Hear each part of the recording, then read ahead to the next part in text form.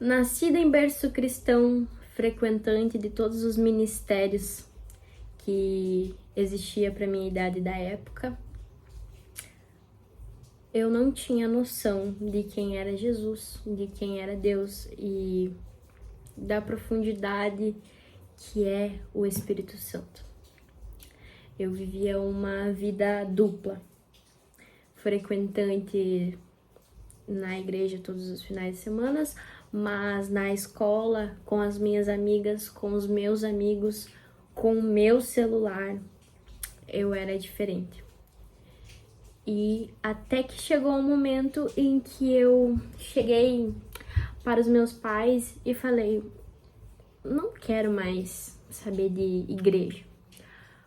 Porque até então, Deus ele se resumia ao templo. Aquela casa lá, aquele lugar que nós vamos. Deus era resumido, a existência de Deus era resumido àquele lugar. E eu comecei a viver a minha vida da forma como eu bem entendia, da forma como eu bem queria. Comecei a traçar o meu próprio caminho. Comecei a escolher as minhas amizades, escolher os meus relacionamentos, escolher os lugares que eu frequentava e as coisas que eu fazia. E na pandemia foi o auge de tudo, da depressão, da ansiedade, porque o Espírito Santo, ele é educado. E eu disse não. No momento em que eu quis sair da igreja, eu disse não para Deus. Eu disse não para o Espírito Santo, ou seja, ele já não mais habitava em mim. E eu escolhia não escutar a voz dele. Eu escolhia não fazer a vontade dele. E no auge da minha depressão, com todo aquele vazio por não ter mais a presença do Espírito Santo, por não escolher mais Deus, eu tinha um vazio muito grande. E eu não discernia as vozes. E quando vinha um problema que eu não sabia resolver, quando via um sentimento que eu não sabia lidar, que era ruim, uma frustração, uma decepção, a ansiedade, eu me mutilava.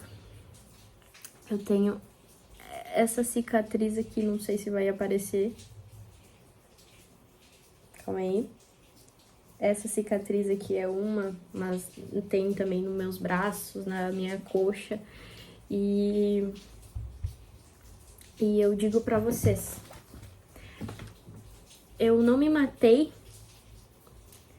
porque eu já tinha ouvido as palavras dos planos de Deus para a minha vida. Eu já sabia que eu tinha uma missão aqui na Terra. E eu lembro que uma vez eu tava sentada num cantinho no escuro, em posição fetal, com crise de ansiedade.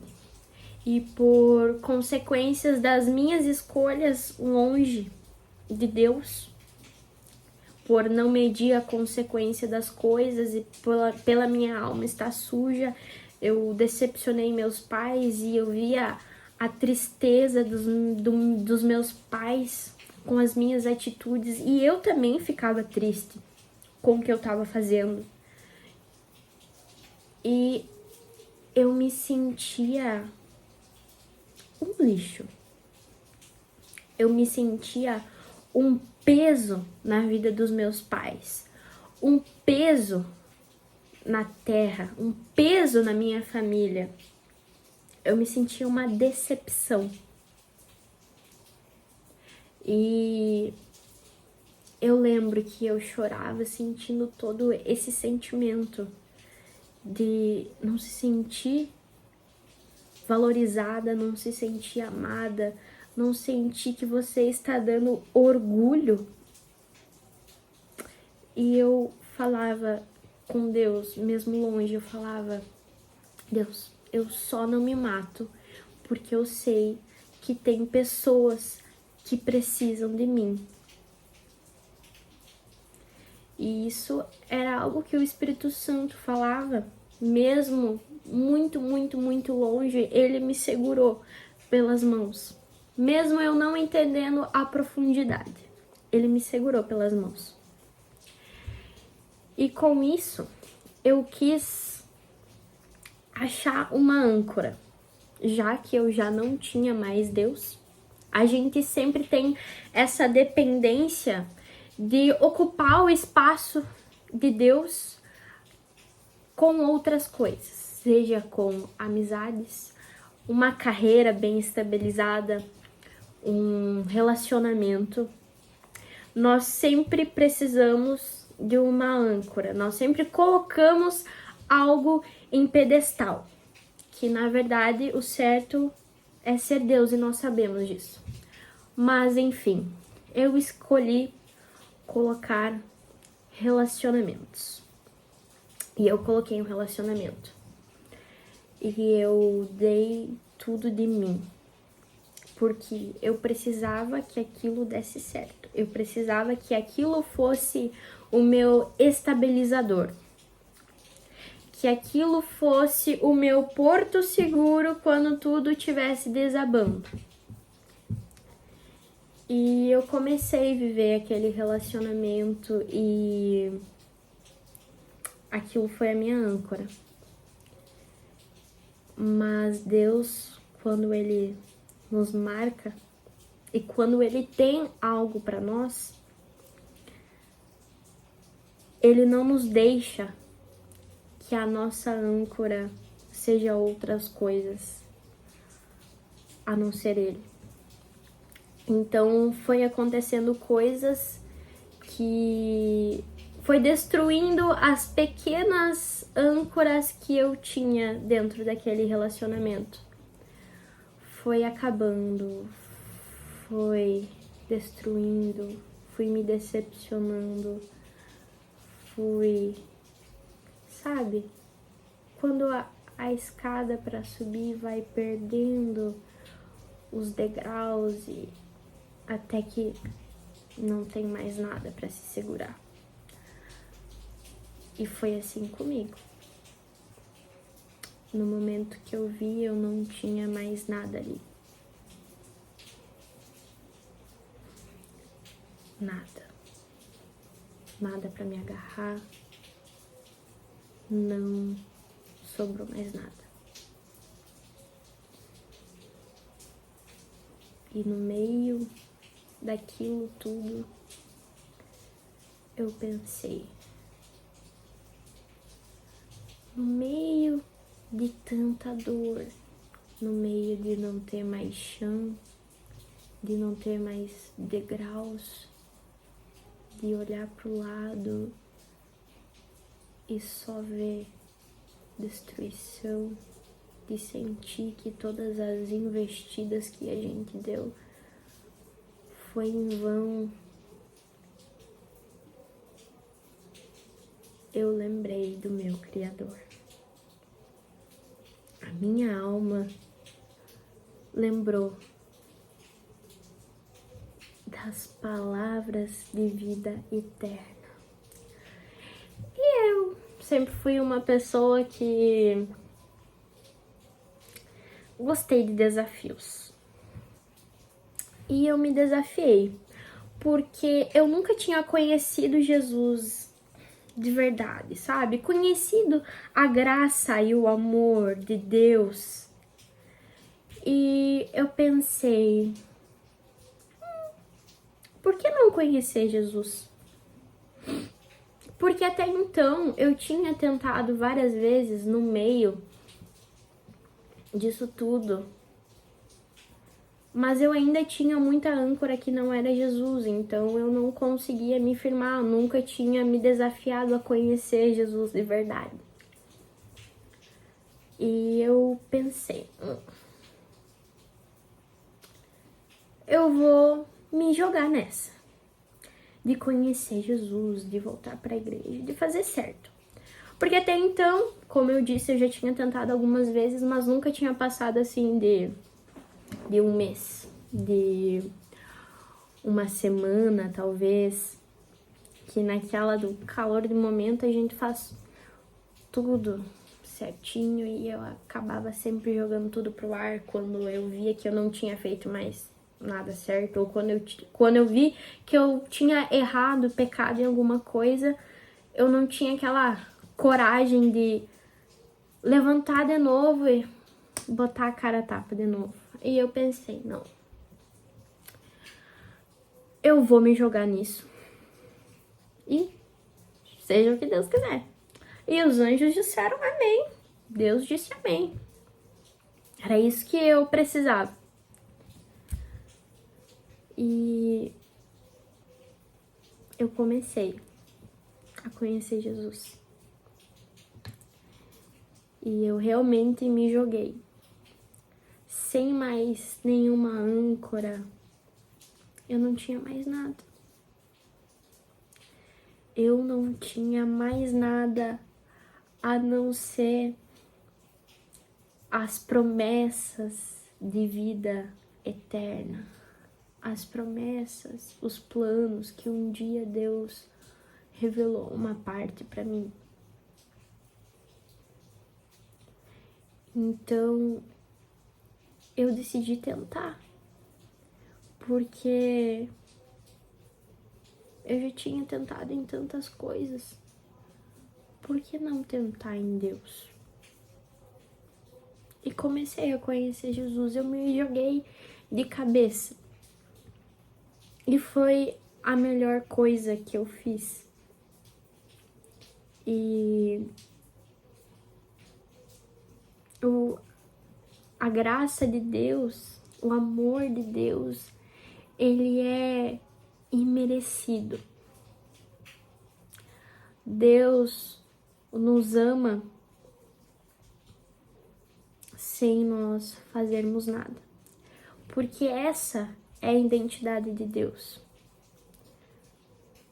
No meio de todo o caos que eu estava vivendo, ele ainda me amava, ele ainda me segurava pelas mãos. E o que eu estava fazendo para Deus? Eu não estava fazendo nada.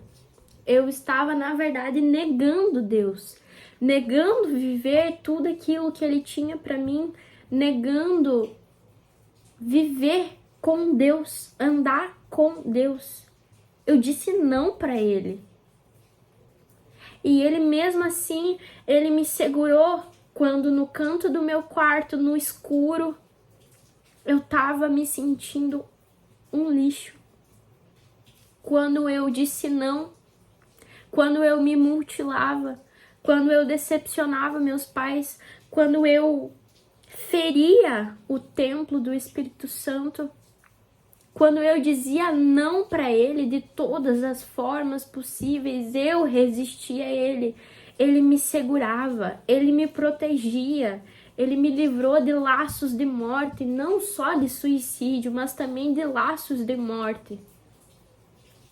E o que eu estava fazendo para merecer aquele amor? Nada, porque a identidade de Deus, a identidade do amor de Deus é esse. Ele nos ama só por nos amar. E é isso que nos constrange, porque a nossa identidade como ser humano nós amamos quando o outro deu alguma coisa, quando ele nos ofereceu algo. E se não é recíproco, nós pulamos fora. E com Deus é diferente. Ele é amor e é unicamente amor. E depois que nós conhecemos essa identidade principal de Deus, não tem como não se render. Não tem como não ficar dentro do barco, escolher viver as promessas de Deus. Porque o amor dele nos constrange. Nos constrange. E no meio desse caminho todo de conhecer Deus, eu caí sim muitas vezes. Mas o Espírito Santo que me tomou pelas mãos quando eu estava prestes a me suicidar, me segurou e me ajudou a levantar. O mesmo Espírito Santo que me segurava quando eu era atormentada de pensamentos suicidas, de pensamentos negativos sobre a imagem e semelhança de Deus, me segurou todas essas vezes. E eu te desafio a se jogar de cabeça a conhecer Deus. Eu te desafio a fazer isso. Se você nunca fez, experimenta. E eu te digo, depois que você conhece o amor de Deus, a identidade principal de Deus, não tem como voltar atrás. Porque depois que nós nos rendemos ao amor de Deus, depois que nós conhecemos, a gente nunca mais volta a ser o mesmo. E às vezes é assustador.